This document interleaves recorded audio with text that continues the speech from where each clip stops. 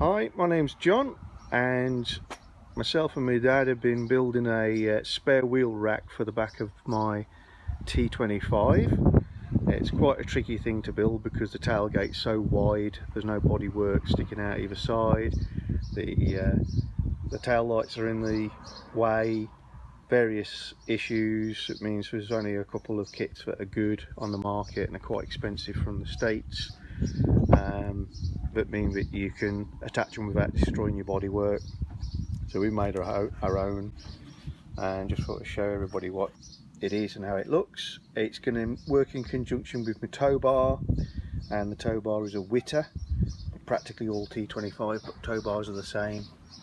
So if you like this idea, it'll work as long as your tow bar fits between the bumper irons.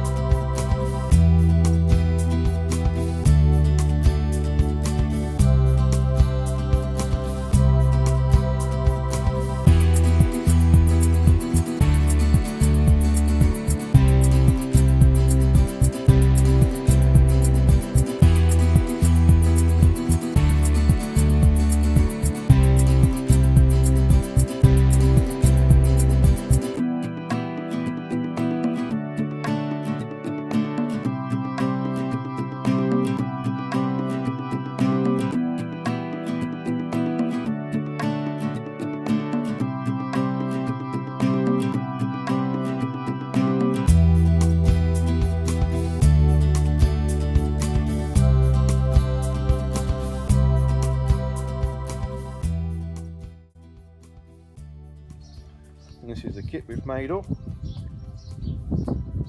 and we're going to assemble it onto the vehicle in the next 10 minutes, we hope.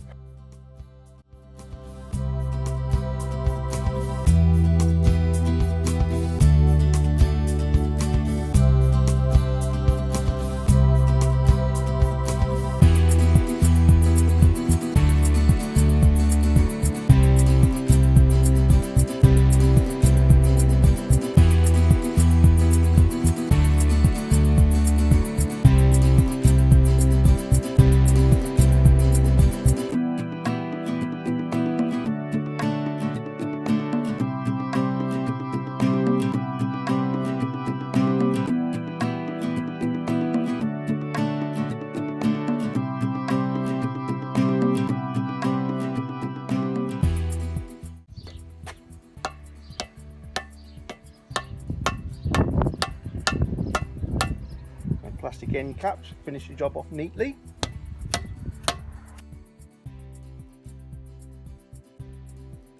They're just opening out the holes so that when we put this together it's slick, because we've been hammering up till now. The first item we're going to fit is what I'd be calling the Gatepost. My welding's not brilliant, but it does stay stuck.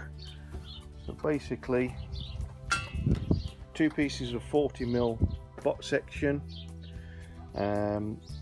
bolted hinge brackets there and there, and two plates welded on, and they were welded using the vehicle as a jig. So we're going to try and position this now.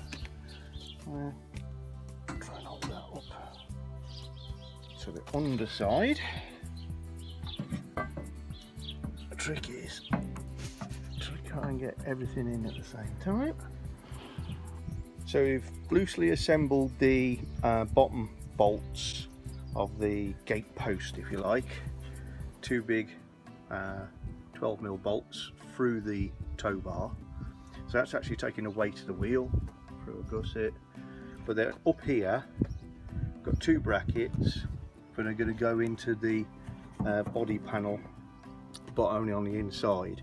Now the trick with this is, because you want to get at these holes, there's a camera going there, because you want to get at these holes, and you've got this flange, you can't get at them with a drill, and you can't come out from the inside. So what you have to do is drill a hole through this skin and come out. Where's the camera going again? There you go. Through there, and that gives you access to drill the holes, but it also means you can tighten them up. But it's a good idea to use an Allen key head for ease of access, because you've got enough of a problem with using the vent as access to put the nuts on. So we're going to fit these plates now, and tricky but not difficult, as in tricky, you've got to get to them, easy to do. Let's see. So to put the bolts onto the clamps, you've actually got to go inside through the air vent, down to where they are. Necessarily a two-man job, just because one of you is inside the vehicle almost and one of you is outside, up a small set of ladders. And basically you're going to nipple them up, but don't tighten them fully until you've got all of them in, because wheel room can be quite useful. I'm going to put some decent washers on the inside of the panel. We're still trying to put the brackets on, and we're now on the special tool, as my dad will demonstrate. We now have the spanner on the end of a long stick, a torch, and lots of bendy arms and scratched arms. But that goes in there and enables us to get the nut on the backs of these. So that is now on. From this side, looks like this, quite neat. We've had to use access through the tail light hole to get up, and behind that flange to get at the nuts. We've had to come into the engine bay and reach up through the space where the battery would be if it was a diesel, and come around the side to the gills. Hopefully the camera's going to sort it out. Look down in there, you may be able to see some of the bolts and nuts in place. Okay, right, so we got these plastic end caps from eBay. There was 4 or 5 of them for about £1.80. So nice way of finishing it off.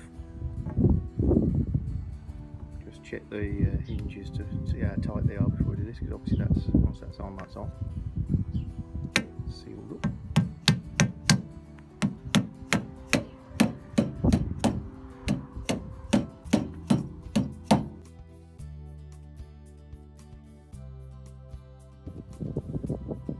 This is about probably 8 months after the initial installation.